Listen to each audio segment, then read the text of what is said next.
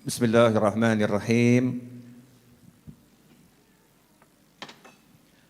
Alhamdulillahirabbil alamin. Allahumma shalli wa sallim ala sayyidina Muhammadin miftahi babi rahmatillah adada ma fi ilmillah salatan wa salaman daimain bidawami mulkillah wa ala alihi wa sahbihi. Allahumma salli ala sayyidina Muhammadin salatan taftahu biha lana futuhal arifin wa tufaqihuna biha fid din wa ala alihi wa sahbihi. Assalamualaikum warahmatullahi wabarakatuh. Bagian terpenting dari ilmu yang saya dengar tadi adalah kalau lihat pramugari, lihat terus. Tapi bukan pramugarinya, apa yang diperagakan. Tapi kadang manusia itu gagal fokus, bukan ilmunya yang dilihat, tapi yang menyampaikan ilmu. Kalau yang menyampaikan ilmu itu menarik seperti Habib Muhammad, diperhatikan. Kalau yang menyampaikan ilmu sudah tua seperti Habib Novel, Masya Allah, perhatian pun berkurang saudara-saudara. Unzur ma qal wa la tanzur man qal. Lihatlah apa yang disampaikan, jangan pernah melihat siapa yang menyampaikan. Meskipun kita itu kalau cari ilmu ya harus lihat-lihat dulu siapa gurunya, betul begitu ya? Tapi kalau dapat ilmu dimanapun, ya kalau betul walaupun yang menyampaikan itu adalah orang-orang yang enggak benar tetapi ilmunya benar, harus kita akui itu betul. Nah, itulah yang diajarkan oleh Khalifah Ali bin Abi Thalib karramallahu wajhah, unzur ma qal wa la tanzur man qal. Malam ini saya mau cerita pengalaman saya membelikan martabak terang bulan untuk anak saya semalam. Jadi saya itu bersama Mas Seto keluar cari martabak terang bulan. Parkir di pinggir jalan, Mas Seto turun beli martabak, saya nunggu di mobil. Ya nunggu di mobil karena sopirnya saya. Kan sopir harus jaga mobil, bosnya lagi turun. Ya. Saya tunggu. Rupanya ini martabak enggak jadi butuh proses. Di situ saya dapat ilmu. Mau makan yang enak, yaitu ada proses. Proses ini yang proses gak enak. Yang nunggu juga kurang enak. Yang makan langsung ya enak. Nah kadang-kadang murid-murid ini rodok kurang ajar. Murid-murid ya bukan kita, bukan. Murid-murid agak kurang ajar. Jadi dia tidak memperhatikan proses gurunya, tapi dia cuma lihat ujungnya. Enak ya. Jadi Habib Muhammad enak ya. Cuman duduk ceramah, ganti motor, ganti mobil, ganti motor, ganti mobil. Ya, yang dilihat cuman ujungnya. Enggak lihat prosesnya nih, prosesnya enggak dilihat. Itu yang pertama. Yang kedua, sesuatu mau jadi enak itu ya ada prosesnya. Ternyata roti terang bulan itu namanya terang bulan. Ternyata harus digosongkan ya. Harus dipanasi, ya digoreng, dibakar sedemikian rupa. Baru nanti rasanya enak. Coba kalau kemudian mentahan, enak atau enggak enak? Ya enak. Kejunya. Ya enak coklatnya. Tapi coklat dan keju itu setelah proses. Jadi coklat dan keju. Jadi barang enak itu butuh proses. Nah di tengah-tengah begitu, di pinggir jalan, trotoar, saya lihat ada bapak-bapak tua lagi duduk megang tongkat mirip saya. Ada tas kresek di sampingnya. Saya lihat, ini kok sajaknya saya kenal nih orang ini. Loh ini temannya ayah saya almarhum. Ya temannya almarhum ayah saya. Itu saya senangnya luar biasa. Ya Allah, rezeki besar buat saya. Bisa bekti sama orang tua. Karena dalam sabda Nabi Muhammad SAW dinyatakan, salah satu cara bekti kepada orang tua yang sudah meninggal dunia adalah menyambung silaturahim dan berbuat baik pada teman-teman orang tua. Turun dari mobil nawaitu birrul waliden. Nawaitu birrul waliden, bukan jadi sopir lagi. Sopirnya tuh turun, nawaitu birrul waliden, duduk di pinggir jalan. Ya ngelesot di bawah gitu. Jadi orang kalau lihat, wah betapa tawadhu'nya Habib Novel, Masya Allah. Habib Novel rendah hati, mau duduk di pinggir jalan sama siapa itu ya? Siapa itu kira-kira? Jangan-jangan gurunya itu ya. Ada apa? Jangan-jangan Nabi Allah Khidir, Masya Allah itu. Macam-macam itu persepsi orang melihat sesuai dengan prasangka baik masing-masing. Padahal saya ya sederhana, lihat temannya almarhum ayah. Saya wajib menganggap itu seperti orang tua, saya turun duduk. Alhamdulillah martabaknya itu 20 menit kemudian baru jadi. Saking saya senengnya itu, begitu martabaknya jadi saya gelo. Kok sedadi ya? Kok waktu saya duduk habis? Karena duduk 20 menit itu saya dapat ilmu yang luar biasa. Itu kalau di YouTube mau diviralkan kasih judul Habib Novel ketemu orang sakti. Masya Allah. Wah itu nanti viewernya banyak itu ya. Habib Novel ketemu orang sakti. Habib Muhammad pun penasaran. Belum cerita ya? Belum ya. Mau denger Habib? Masya Allah. Ini prestasi buat saya. Didengar Habib Muhammad, Masya Allah. Sengaja saya rahasiakan yang bersangkutan namanya siapa gitu ya. Yang jelas temannya ayah saya. Duduk dari penampilan zohirnya, orang gak akan menganggap orang yang perlu dianggap. Dari penampilan zohirnya, pakaiannya, orang susah. Ya, celananya, orang susah. Tasnya, Masya Allah. Tas sangat bermerek, dikenal di seluruh dunia, kresek. Kantong plastik warna hitam. Memang temannya ayah saya almarhum tuh Masya Allah. Orang-orang hebat yang unik-unik. Ada yang di Kudus rumahnya. Itu datang waktu ayah saya masih hidup, datang ke Solo. Kemudian main ke rumah. Saya tanya, Ami, saya manggil Ami gitu ya. Ami, paman gitu ya. Paman, tasnya mana? Jawabannya simpel, ya ini. Ternyata kerdus mie. Ini tas saya ini. Itu dari saya masih cilik, masih kecil, masih umur 5 tahun sampai saya segede ini ya. Tasnya nggak pernah ganti, jadi pergi keluar kota manapun tasnya kerdus. Kalimatnya simple, ya kalau ini kan nggak ada yang mau maling. Ya nggak ada yang mau maling, mesti isinya ya paling ya gombal ya. Nggak cetok. Tapi itu orang-orang yang luar biasa, saya juga dapat nasihat, nanti tak kasih tahu.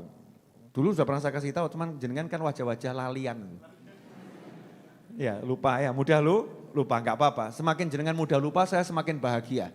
Kenapa? Berarti Jumat pengen inget lagi. Kalau jenengan sudah inget terus, wah Habib Novel udah pernah nyampein itu. Habib Muhammad itu juga udah pernah. Akhirnya malas ngaji. Jadi murid itu dibuat lupa ada hikmah dari Allah Subhanahu Wa Taala. Biar apa? Semangat ngaji. Termasuk gurunya. Gurunya suka lupa juga kalau pernah nyampaikan. Coba kalau gurunya inget. Itu udah pernah disampaikan, Akhirnya gurunya apa? Malas ngajar. Walah paling murid saya udah tahu, wis meneng wae. Jadi gurunya lali, muridnya lali. Itu hikmah yang luar biasa. Indahnya cara Allah SWT membagi ilmu kepada umat manusia. Cerita mau dilanjut gak ini? Lah kopinya mana Mas Edwin? Masya Allah. Alhamdulillah. Ya. Saya kira Mas Edwin lupa. Jazakumullah khairan. Makasih ya Bib, jazakallah khairan Bib. Masya Allah. Ya, tapi kopi yang saya minta itu tidak seperti yang datang. Saya mintanya kopi istighfar.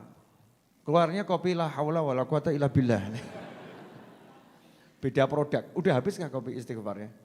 Kopi rempahnya. Lanjut ya. Begitu duduk sama saya lihat umurnya sudah di atas 75 tahun. Sepuh ya, tua. Kata Nabi Muhammad SAW dalam sebuah hadis, barang siapa memuliakan orang yang berusia lanjut karena usia lanjutnya, maka nanti dia saat mencapai usia yang sama akan Allah kirimkan orang yang memuliakannya. Almarhum kakeknya Habib Muhammad ketika menjelaskan hadis ini, yaitu Habib Anis bin Ali al-Habsyi mengatakan, Siapa pengen panjang umur, ya resepnya hadits ini. Siapa suka memuliakan orang tua, kata Rasul, nanti kalau dia mencapai usia yang sama, akan dipersiapkan orang, dikirimkan orang yang memuliakan dia. Seperti dia pernah memuliakan orang tua. Makanya siapa pengen panjang umur, cari orang-orang tua, dimuliakan. Nah kalau orang tuanya sendiri gak dimuliakan, berarti resep cepat mati. Ya kalau orang tuanya sendiri gak dimuliakan, gak betah duduk sama orang tuanya, resep cepat mati. Ya, mati hatinya, mati pikirannya, mati bisnisnya, mati semuanya. Naudzubillah min dzalik. Ngobrol saya. Yes. Memang sengaja saya ulur-ulur biar jam 9 selesai. Ya kan ini kan teknik memperpanjang masalah. Udah siap semuanya terima ilmu ini? Mahal loh nih, saya sampai nongkrong di pinggir jalan. Asyiknya luar biasa, itu kebiasaan saya di masa kecil. Duduk, kalau jenengan hari itu ada, semalam ada terus motret, jenengan akan lihat itu Habib Novel lagi sama pacarnya ya gitu. Saking mesranya itu ya, saking mesranya, nikmat. Beliau ngomong begini, Val, saya kan nanya, tinggal di mana sekarang gitu, ngobrol-ngobrol. Jawabannya begini, Val, tidur itu biar enak gampang. Tidur saya selalu enak pules. Padahal cuma gelar kloso, bantalnya sikut. Ya, gelar tikar, bantalnya sikut. Sikut niku coro Jawi ya. Ya, kalau bahasa Indonesianya apa nih? Siku, sikut apa? Padha wae ya. Pakai siku loh, lengan itu ya, sikut bahasa Jawanya. Tidurnya gitu. Gampang caranya. Gimana Mi? Ger kesel mestilah enak turun nih. Orang itu kalau capek itu nanti tidurnya enak. Nah ini sekarang banyak orang capek tapi nggak mau tidur enak. Kenapa? Wes kesel muring-muring terus. Ada orangnya ada hadir. Jadi udah capek itu seharusnya rebah tidur enak. Sudah capek tapi mulutnya nggak mau berhenti. Akhirnya tidurnya nggak enak. Lelah, capek. Gelar tikar tidur nyaman, enak, pules. Jadi tidur enak gak butuh kasur harga 20 juta. Itu ada tempat tidur tuh kasurnya tuh harga 20 juta, 30 juta. Biar tidurnya enak, bangun biar seger. Ternyata resepnya murah, keselo, selesai. Lelahkan fisikmu. Ya lelahkan dengan apa? Ya dengan jalan, dengan sholat, ya dengan ibadah. Nanti lelah toh, begitu lelah. Tidur sebentar itu nikmatnya luar biasa. Itu ilmu yang pertama. Ilmu yang kedua, ini saya langsung singkat-singkat loh. 20 menit lebih saya ngobrol kok. Mau saya bagikan dalam waktu 5 menit berarti kan udah dikompres ya. Dikompres, disingkat. Ilmu yang kedua ini cocok untuk ibu-ibu. Bu, punya anak? Alhamdulillah, insya Allah cocok ini Bu. Punya suami? Wah ini lebih cocok lagi. Kalimatnya begini. Anakmu itu diamkan saja, biarkan saja bermain-main. Bertingkah model macam-macam namanya anak-anak ya seperti itu, biarkan seperti itu. Jangan dimarahin terus. Jangan kamu marah-marahin anakmu terus. Kenapa? Karena anakmu kamu marah-marahin terus dia tetap anak-anak. Betul ya Bu ya? Jadi kira-kira kalau anaknya dimarahi tiba-tiba jadi ibu-ibu enggak? Jadi anak yang genah. Otake dinggo, iki sing kira-kira sing otake sing gak dinggo sing ndi? Ya, ini ada oknum ibu-ibu neriakin anaknya, punya otak itu dipakai sama teriak-teriak. Ini kalau ada orang lihat, ini kira-kira yang gak pakai otak yang mana ini? Paham maksudnya ya? Jangan marah-marahin anakmu terus, biarkan main-main. Namanya juga main-main anak-anak. Anak-anak itu kepleset, jatuh, gelundung itu wajar. Anak-anak teriak-teriak itu wajar. Anak-anak lari-lari itu wajar. Asal jangan di masjid kan begitu ya. Kalau di tempatnya ya wajar. Biarkan. Karena kalau kamu marah-marah, anakmu tetap anak-anak, kamunya jadi pegel. Kamunya jadi mangkel, kamunya jadi kesel. Akhirnya sakit. Sakit. Tapi kalau kamu nggak banyak marah-marah, kamu diem saja. Lama-lama anak itu yang cari kamu. Anaknya yang cari kamu, anaknya jadi nurut. Karena nggak sering dimarahin. Betul anak-anak? Betul. Insya Allah itu. Itu jawaban dari anak-anak. Saya nggak tahu ya ini urusannya orang-orang ahli, itu ilmu jiwa, cara apa tuh mendidik anak dan sebagainya. Cuman parenting, yang saya dengar dari pakar parenting begitu. Ini saya nggak dengar dari pakar parenting, tapi pakar hidup lama. Orang tua yang berpengalaman, menang tua, ya dia menang berpengalaman. Kemudian dilanjutkan, begitu juga sama manusia yang lain. Jangan suka marah-marah. Karena kamu marah-marah sama orang itu membuat kamu capek, lelah. Untuk marah itu energi yang dikeluarkan banyak, hasilnya kamu yang sakit. Hasilnya kamu yang sakit, sementara yang kamu marahin yang gak ngefek. Gak ngaruh, jadi kamu rugi. Ya itu ibu-ibu perlu praktek. Paham Bu? Jadi misalnya ibu mau marah sama suami, itu tiwas kesel Bu. Wong lanang germulih jam 10, germulih jam 10. Kadang-kadang jam 11, yang gak paham bahasa Jawa ya mohon maaf. Ya, every day you came late, Bu, ngono ya. Ramudeng aku. Tiap hari nggak pernah pulang tepat waktu, terlambat terus. Kamu ini sebetulnya suaminya siapa? Bu, ibu-ibu nongger ngamuk, oknum ya, oknum ibu-ibu. Kalau marah itu kalimat-kalimatnya, Masya Allah. Terus genah bojone ditakok, sebetulnya kamu suaminya siapa? Waneh gitu ya, waneh. Emang nggak mau pulang ya? Nggak usah pulang sekalian, udah pulang masih dibengongin, nggak usah pulang sekalian. Pertanyaan saya, teriakan-teriakan begitu manfaat enggak? Blas. Pakai ilmu baru ibu-ibu, ilmu baru. Wedok kudu pinter. Ini tahun 2020, harus cerdas. Pulang telat, diam saja. Kalau lapar di meja makan, kalau haus di meja makan. Kalau butuh saya di kamar tidur. Permisi. Bingung bojone. Kok dungaren yo? Biasanya kan ngamuan ya. Ini kok jadi gak ngamuan ya? Ini kok gak marahan ya? Aneh ini kok seperti gak butuh saya lagi ya? Masya Allah. Mulai suaminya rodok curiga, penasaran. Jangan-jangan dia kalau saya pulang terlambat, dia punya temen nih jangan-jangan. Masya Allah, sesuai jam 6 tekan rumah. Masya Allah, Alhamdulillah kerjaan lancar ya Pak. Masya Allah. Kalau mau makan di meja makan, minum di meja makan. Kalau mau sholat jamaah nanti panggil saya ada di kamar. Masya Allah, kok beda sekarang istri saya. Buntutin nih suami, ada apa di kamar? Ternyata nonton YouTube-nya Habib Muhammad. Masya Allah. Oh jadi ini yang merubah istri saya. Ini, wah daripada lihat Habib Muhammad terus lebih baik lihat saya gitu. Mulai dikancani nih.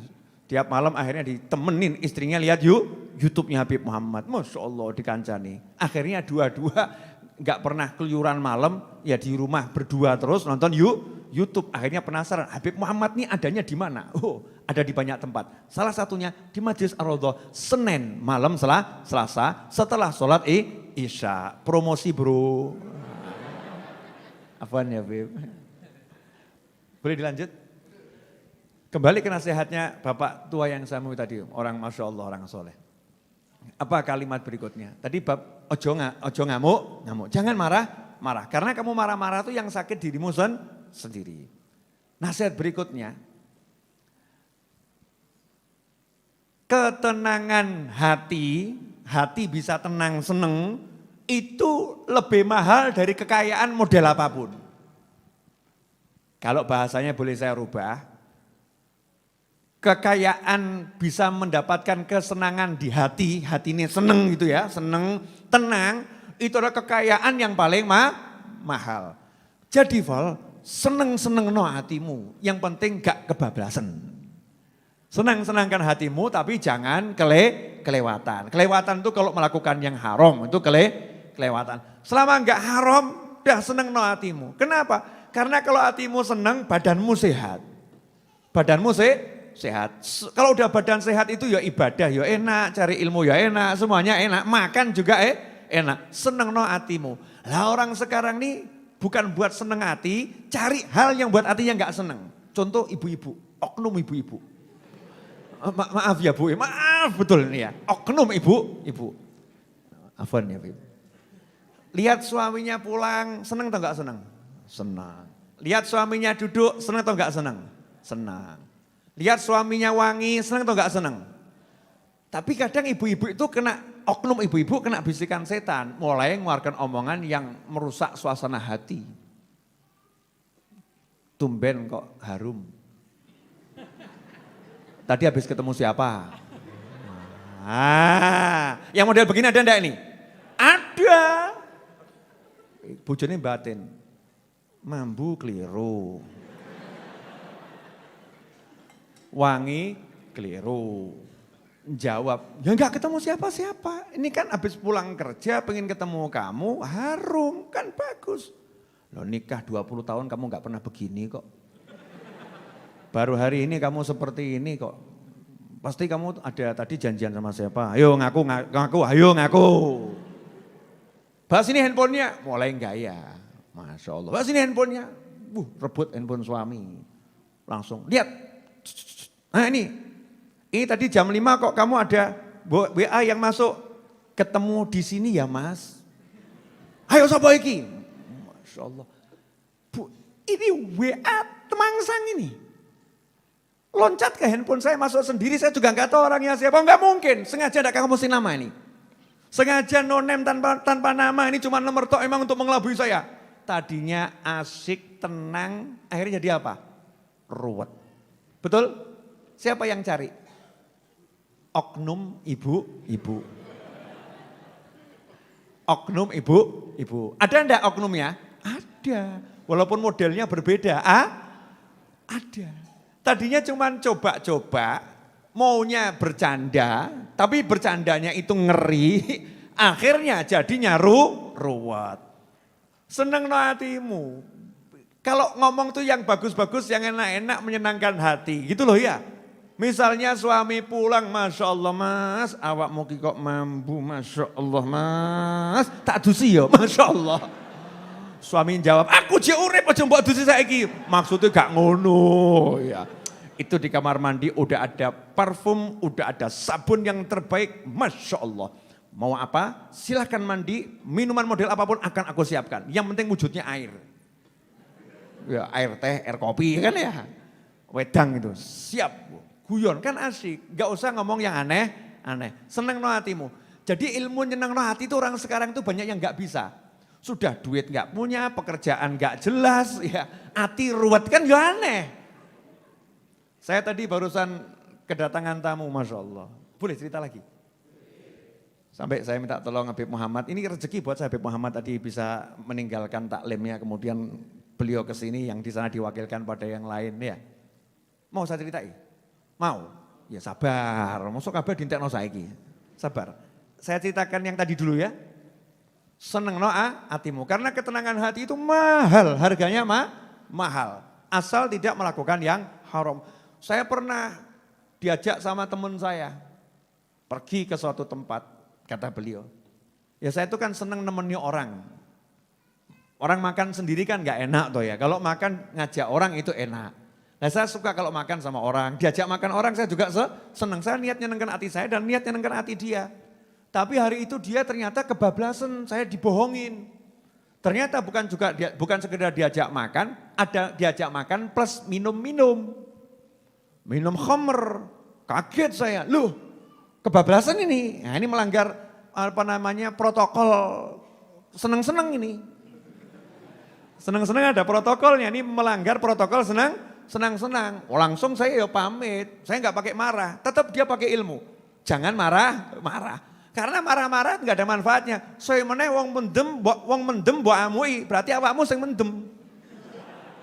Udah tahu orang mabuk, kamu maki-maki. Kamu tahu tidak mabuk itu haram, mabuk masuk neraka. Kamu ini tidak menghargai. Wong mendem mbok ngonoke berarti sing mendem ya awakmu. Paham maksudnya enggak? Orang mabuk kok dinasehati surga neraka. Sadar saja nggak masuk apalagi mabuk. Kita ini loh yang sadar dinasehati surga neraka ya nggak begitu masuk, betul kan ya?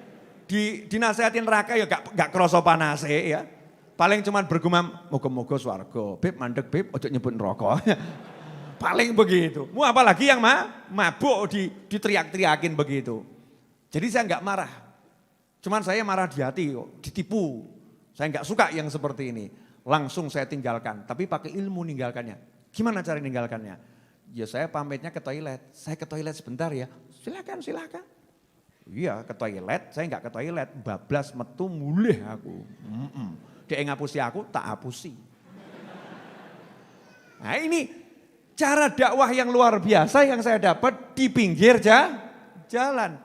Kalau nggak mampu dengan tangan, nggak mampu dengan mulut, kan dengan hati segera tinggalkan tempat itu. Kalau kamu kumpul sama yang begitu, kamu akan kena dosa dari Allah Subhanahu wa Ta'ala. Beliau yang ngomong, saya ini cuma melanjutkan dengan gaya bahasa yang cocok untuk kita-kita di sini malam hari ini. Mau lagi tidak ilmunya? Makanya soalnya asyik. Nah, terus setelah ngomong seneng no, atimu ojo ngamuk, ngasih ilmu lagi masalah jalan kaki. Biar sehat itu biasakan jalan kaki. Betul nih, sekarang ini orang jalan kaki jarang ya. Jarang, bahkan di mall itu diusahakan tidak jalan kok. Naik tangga, tangganya yang jalan. Betul kan ya? Naik jalan, jalannya yang jalan. Eskalator yang model lurus tuh kan ya, jalan. Begitu jalan sebentar, udah disiapkan banyak tempat duduk. Ini di mana-mana minim jalan. Jalan itu kurang. Saya full kata beliau, umurnya hampir 80 tahun, 70 tahun sekian. Saya Ramadan kemarin itu habis asar jalan-jalan ke Boyolali. Maghrib udah sampai di Pasar Kliwon. Pakai tongkat. Ya memang kok jenengan itu nggak masuk akal ya. Saya udah sering ketemu orang-orang nggak masuk akal, ternyata masuk akal gitu ya. Faktanya seperti itu, jalan kaki. Seger. Nah kita ini sekarang kurang jalan kaki. Jadi muslim itu ya harus sehat, sehat. Bukan cuman ibadah tapi enggak perhatikan kesehatan.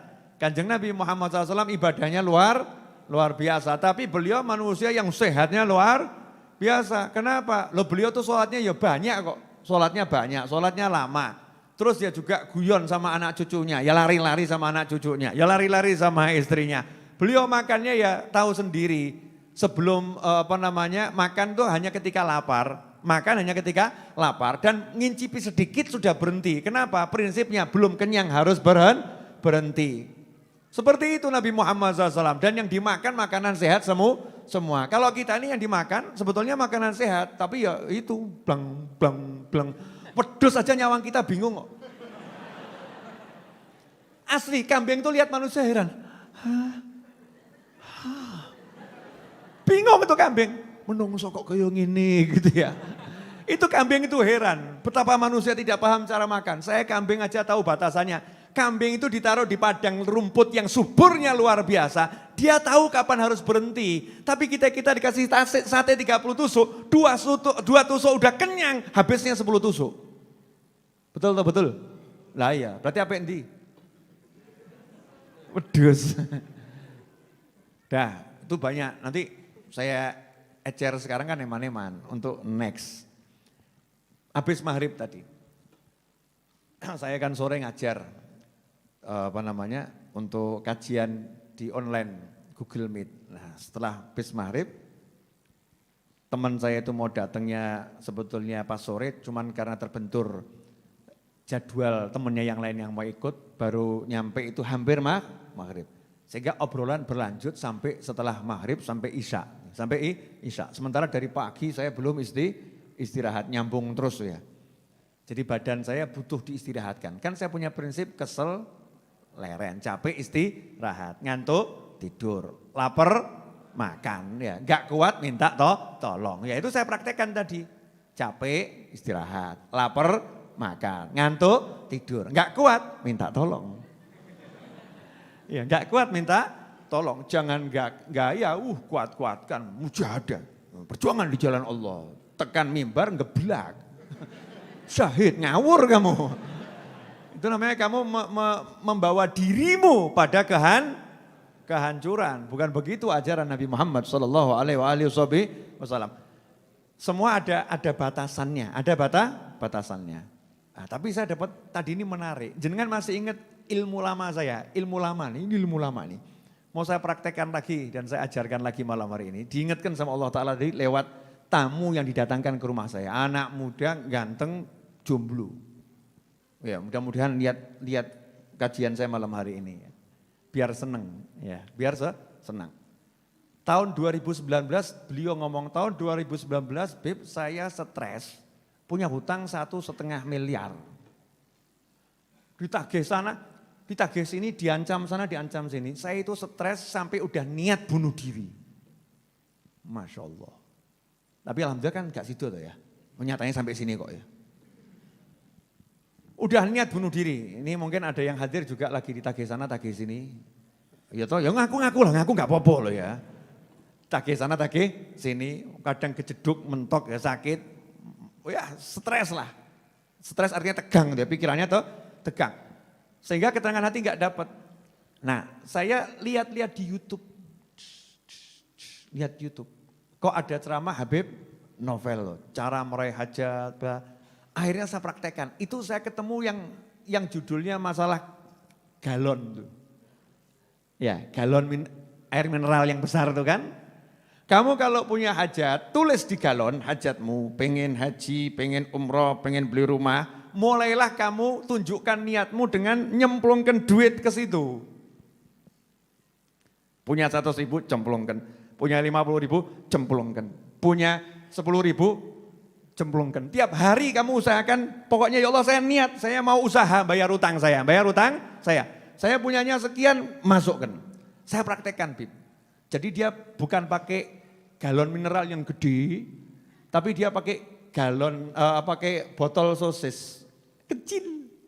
Ya kecil, botol sosis kecil gitu, bening ya. Terus ditulisi hajatnya itu ya. Bahkan tanggalnya ditulis September 2019, ya setahun yang lalu. Nomor 1 hutang lunas.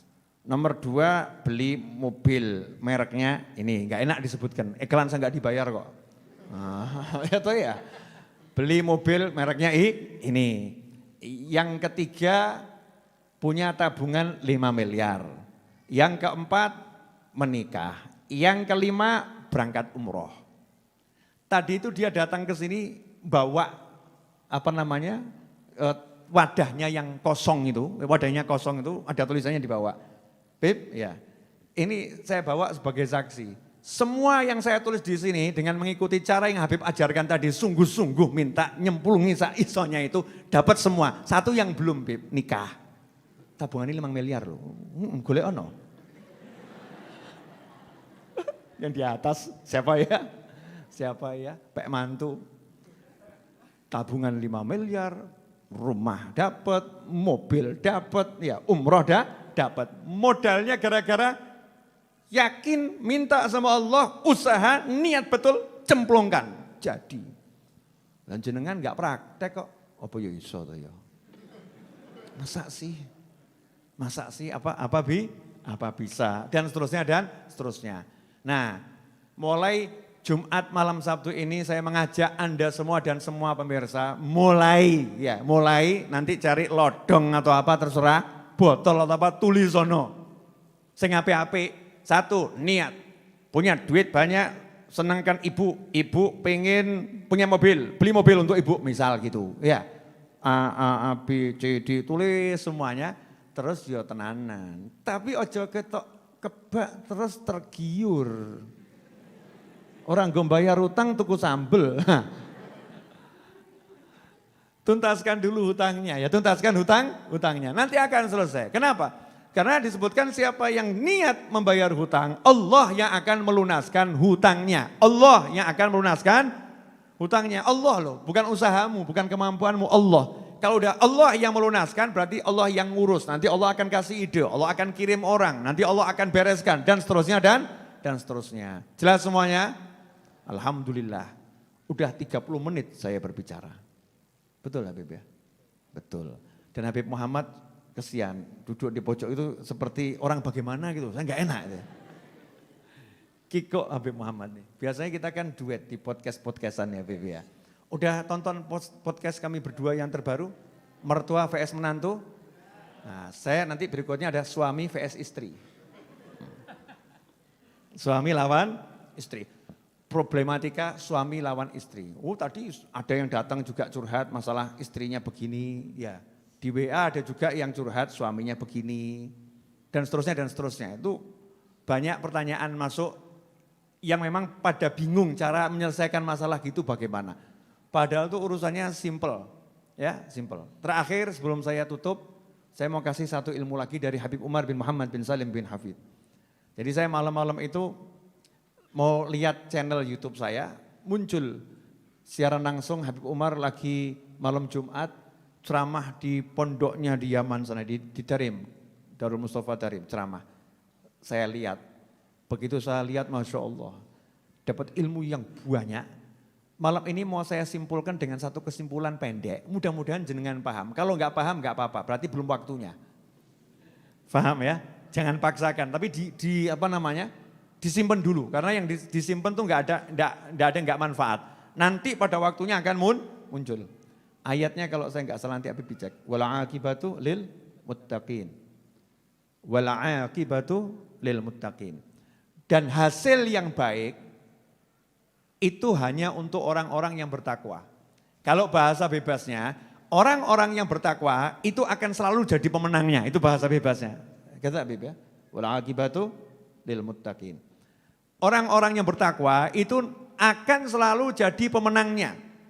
Jadi ada orang berbuat begini, orang berbuat begitu, orang usaha begini, orang usaha begitu. Di dunia ini ada yang begini, ada yang begitu. Enggak usah ngurus. Yang enggak usah ngurus. Karena apa? Pemenangnya tetap orang yang bertakwa. Bertakwa itu apa? Melaksanakan perintah Allah, menjauhi semua larangan Allah. Jadi kunci selamat, kunci menang, kunci sukses bukan mau niru gayanya fulan, bukan takut ada fulan begini, fulan begitu, nanti bisnis saya jadi kacau, enggak. Tetap orang yang bertakwa itu jadi pemenangnya. Berarti resepnya hidup apa? Ya gampang, gelar sajadah, sholat berjamaah, ambil mushaf, baca Al-Quran, ketemu orang tua, hormati. Kalau orang tua kandung, lebih kita hormati, sayangi, berbuat baik kepadanya, kepada istri, suami, pasangan hidup, anak, tunaikan haknya masing-masing. Ketika bisnis, jujurlah, berusaha yang baik. Jangan katakan yang dusta aja bangkrut, apalagi yang jujur. Jangan ngomong seperti itu. Usahakan dengan semua cara-caranya Allah Ta'ala. Pasti jadi pemenangnya. Lah yang lain-lain akan nyungsep. Yang lain-lain akan nyungsep. Tetap pemenangnya orang yang bertakwa. Meskipun secara zahir kelihatannya yang bertakwa kok sejak rajin sholat kok tambah miskin ya. Sejak ikut kajian sama Habib Novel kok tambah dipecat ini ya. Sejak ikut sholawatan kok tambah melarat. Tidak jadi masalah, asal kita benar terus sholawatan, benar terus pengajian, benar terus sholat, benar terus sholat, wala aqibatu lil muttaqin. Nanti pemenangnya kamu. Pemenangnya kamu. Pada waktunya kamu akan kaget. Masya Allah. Ternyata ini hasilnya. Begitu ayatnya Habib. Wal aqibatu lil muttaqin. Ikhwani rahimakumullah. Pesan bapak tua, sahabat ayah saya di pinggir jalan tadi, satu. Sebagai penutup ngobrolan saya. Jangan suka ikut campur urusannya orang lain yang tidak manfaat. Ngurusi orang lain gak manfaat. Lah wong ngurusi diri sendiri aja gak benar-benar kok, mau ngurusi orang lain. Jangan salah ya, kalau amar ma'ruf nahi mungkar wajib dengan cara-caranya. Tapi ini yang dimaksud seperti ini loh. Bu, pernah enggak dengar seseorang ngomong begini? Belum ngomong kok ya. Belum ngomong sudah bilang pernah. Luar biasa ibu-ibu, Masya Allah. Bu, pernah belum? Ya belum tahu ya. Gini loh, ibu itu ya ngapain beli kudung yang seperti itu? Nah mbok beli yang seperti itu. Kok kudung seperti itu kok dibeli? Parani jeng, kudung jelek kok dibeli toh jeng? Ngapain beli kudung yang seperti itu? Sayang lo uangnya dibuang-buang buat beli seperti itu. Saya mau nanya, sing tuku sapa? Lah yang beli orang lain kok yang ruwet kamu gitu loh ya. Itu bukan urusanmu, dia beli kudung model apapun urusannya dia. Kamu urusi dirimu sendiri, kalau kamu gak suka kerudung model begitu, ya kamu jangan beli kerudung model begitu. Gak usah ngurusi urusannya orang lain. Ahli komentar tentang orang lain, naudzubillah min dzalik. Contoh, Habib Muhammad beli rumah, Amin. Ya. Sudah punya rumah, beli rumah. Amin. Kok Habib Novel komentar, udah beli rumah ini. Habib, rumah kayak gitu dibeli buat apa? Ini orangnya mintanya ngawur, itu mahal. Itu kalau dulu Habib ngomong sama saya, tak belikan di pojok sana, dapat 10 kali lipat lebih besar. Rumahnya lebih bagus. Pertanyaan saya, yang dengar kira-kira seneng atau sebel? Sebel toh. Langsung yang beli saya, pakai duit-duit saya sendiri. Pakai gaya nasihati, ya, ngelek-ngelek sisanya. Kurang ajar Habib Novel nih. Ya kan lebih baik kan contohnya kami berdua kan gitu ya, daripada nyontohkan orang lain. Nah ini sekarang banyak orang yang hidupnya habis waktunya ngomentari orang lain, tapi nggak pernah ngomentari dirinya sendiri.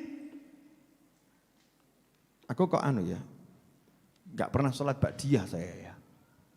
Tapi ngomentari orang lain, ngapain orang itu sholat kok banyak-banyak?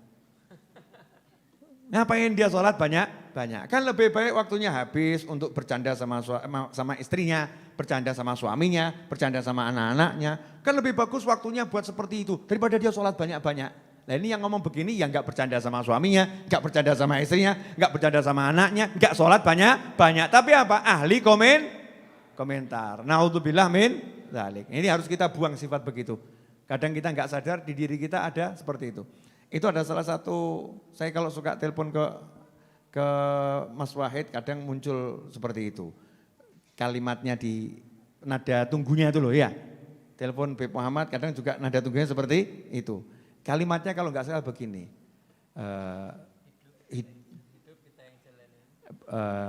Tuhan yang hidup Tuhan yang nentuin, hidup kita yang jalanin, orang lain sibuk ngomentarin. Itu singkatnya begitu. Hidup Tuhan yang nentuin, Allah yang nentuin. Kemudian yang jalanin, ya kita masing-masing. Loh orang lain kok sibuk komentari. Ini yang jelek, ini komentator nih. Naudzubillah min dzalik. Ini buang sifat yang seperti itu. Habib Muhammad cocok ini, kelihatannya dapat bahan buat ceramah di 20 tempat nih. Dari handphone singkat tapi penuh ilmu. Terakhir, saya mau sampaikan alhamdulillah Majelis Ar-Raudhah dapat hadiah hari ini dari Allah Subhanahu wa taala bahwasanya pengajuan izin operasional Pondok Pesantren Ar-Raudhah telah disetujui dan izinnya sudah keluar dan sudah saya pasang plakatnya di depan Pondok Pesantren Ar-Raudhah ya. Dan nomor statistik pondok pesantrennya juga sudah ada. Jadi jenengan semua kalau ditanya sama orang dari mana? Ponpes Ar-Raudhah. Iya. Mau ngaji kemana? Ponpes Ar-Raudhah. Iya. Resmi bro. Ya kan ya resmi. Nah, mulai ibu-ibu itu, oknum ibu-ibu ngomong, Habib ada tadi WA masuk. Habib, daripada saya dimarahin suami saya terus saya memondok tempat Habib saja.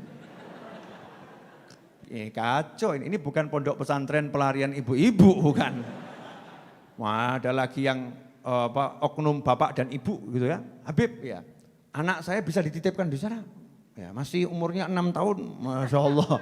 Bisa dititipkan di sana. Semua niat baik, ya, semuanya niat baik. Nanti insya Allah ke depan bersama Habib Muhammad dan beberapa teman yang lain kita akan kelola. Tapi saat ini yang akan kita fokuskan adalah nanti kalau COVID-nya udah betul-betul bisa berdamai ya, santri weekendnya dimaksimalkan, kemudian saya akan membuat fokusnya santrinya adalah mahasiswa yang ada di Surakarta dan sekitarnya. Jadi beliau bisa kuliah tapi juga bisa belajar di pesantren dengan kurikulum yang udah kami sesuaikan dengan kurikulum dari Darim, dari Siwun, dari ulama-ulama negeri asalnya Wali Songo. Tapi konsep saya adalah simple, nyantri itu menyenangkan. Jadi saya tidak membuat orang yang disuruh belajar akhirnya pusing, stres. Tapi kita mau yang asyik-asyik saja, tapi insya Allah nanti ilmunya manfaat. Nah, terus kalau selain mahasiswa boleh ikut enggak Bib? Boleh.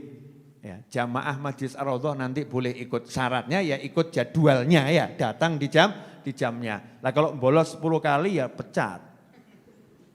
Iya, maksudnya bolos-bolos terus gitu. Ini kalau udah yang ikut pesantren harus disiplin. Kalau pengajian kan umum, tapi kalau ikut daftar jadi santri nanti ya harus disiplin. Bayar enggak Beb? Enggak gratis. Pokoknya Ar-Raudhah itu full gratis. Duitnya dari mana? Ini punya orang sugih segini banyak kok. Teman-teman saya ini kan sugih-sugih. Itu kalau Jumat itu, Habib Muhammad, tahu kalau Jumat itu Pak Subakir kan ngasih laporan sama saya. Bib ini hasil kotak amal dan hasil jualan buku. Itu laporannya langsung 2 triliun. 2 triliun, tahu enggak 2 triliun? 2 juta. Bib ini dapat 900 miliar. 900 miliar di Majlis Ar-Raudhah itu berarti 900 ribu. Tapi ternyata dengan 900 ribu, 2 juta ini bangunan selesai semua kan ya. Tinggal finishing dan masih banyak tempat yang menanti untuk dibeli oleh kalian. Benar kan ya? Karena kita punya Allah Subhanahu wa ta'ala. Jangan bingung tentang bagaimana membiayai majelis, bagaimana membiayai pesantren dan lain sebagainya. Yang penting pasang nih niat kita bareng-bareng. Betul, kita orang-orang yang memang susah, tapi kita tidak pernah hidup susah.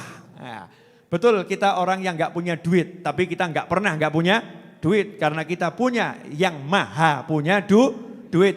Betul, kita ini memang lemah, tapi kita nggak pernah lemah karena kita punya yang maha kuat. Betul, kita ini memang bodoh, tapi kita nggak akan pernah jadi bodoh karena kita punya yang maha berilmu. Itu prinsipnya orang hidup di jalannya Allah Subhanahu wa ta'ala. Jelas semuanya? Siap nyantri? Wah kayak aneh. Siap, amin insya-Allah. Bu, siap masak kan? Tanya, Bu siap masak kan? Siap. Masaknya di sini Bu, enggak di rumah masing-masing ya.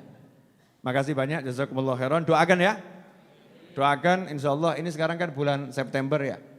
Insya Allah paling tidak di akhir September atau di awal Oktober sudah beroperasi untuk dunia luar. Saat ini kan hanya untuk teman-teman yang tinggal di sini ya, untuk teman tinggal di sini. Nanti bulan September akhir atau Oktober insya Allah pondoknya sudah saya buka untuk dunia luar dengan jumlah terbatas ya, dengan jumlah terbatas, sifatnya masih santri kalong mengingat adanya COVID-19 ya. Biar dari rumah masing-masing datang di jamnya pengajian, pakai protokol kesehatan, setelah itu pulang kembali. Bu, mau marah-marah lagi atau sudah cukup? Jadi kalau suaminya pulang jam 12 malam didiamkan atau dimarahin? Pak, dinengno loh Pak. Didiamkan tuh lebih menyakitkan daripada dimarahi. Jazakumullah khairan. Mari kita baca satu Al-Fatihah untuk beberapa keluarga kita yang telah tiada di hari ini atau kemarin atau beberapa hari sebelumnya. Di antaranya adalah Al-Habib Hamid bin Ahmad Al-Hazni dan Asy-Syarifah Khadijah binti Abdullah bin Hasan Assegaf dan Bapak Saryanto bin Bakri, dan juga untuk semua yang telah tiada dari keluarga kita, khususnya yang pernah hadir bersama kita. Semoga Allah Ta'ala mengampuni semua kesalahannya, menerima semua amal solehnya, melipat gandakan pahalanya, menjadikan kuburnya lapang dan penuh cahaya, menjadikan kuburnya sebagai taman-taman surga, dan semoga Allah Subhanahu wa Ta'ala menjadikan kita yang ditinggalkan bisa terus ibadah dengan ikhlas, terus ibadah dengan sehat, terus ibadah dengan bahagia, dan kelak menyusul mereka semua setelah umur panjang dalam semua kebaikan, kenikmatan, ketaan, keridhaan, kita diberi husnil khatimah. Ala hadhiniyah wa ala mana wa habibi Ali wa ila hadratin Nabi SAW. Al-Fatihah.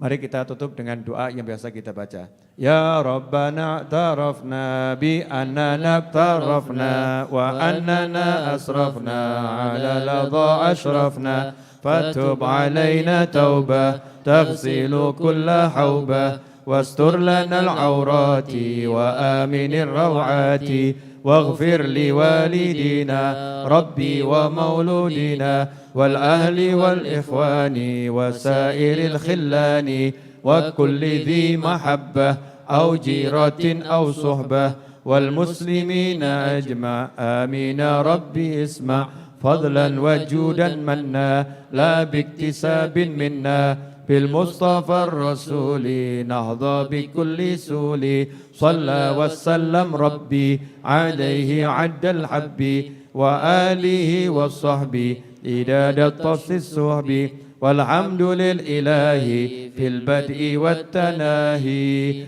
اللهم صل وسلم على سيدنا محمد مفتاح باب رحمة الله عدد ما في علم الله صلاة وسلاما دائمين بدوام ملك الله وعلى آله وصحبه اللهم اجعل في طاعتك فرحي وسروري وفي مرضاتك جميع أموري اللهم يا عالم بحالاتي ومطلع على سرائري ونياتي اقضي جميع حاجاتي واغفر ذنوبي وسيئاتي وتجاوز عن خطيئاتي وزلاتي وتقبل جميع حسناتي وسامحني فيما مضى وما يأتي واكتبني في ديوان ساداتي واسلك بي سبيل نجاتي في حياتي ومماتي اللهم إني طامع في عطاك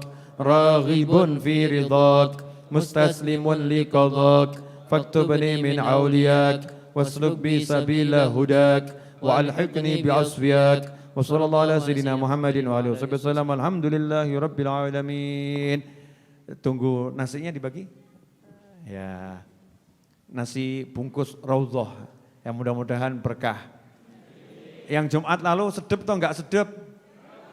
Ya, Ibu kalau punya usul masakan sampaikan sama tim dapur ya. Makasih.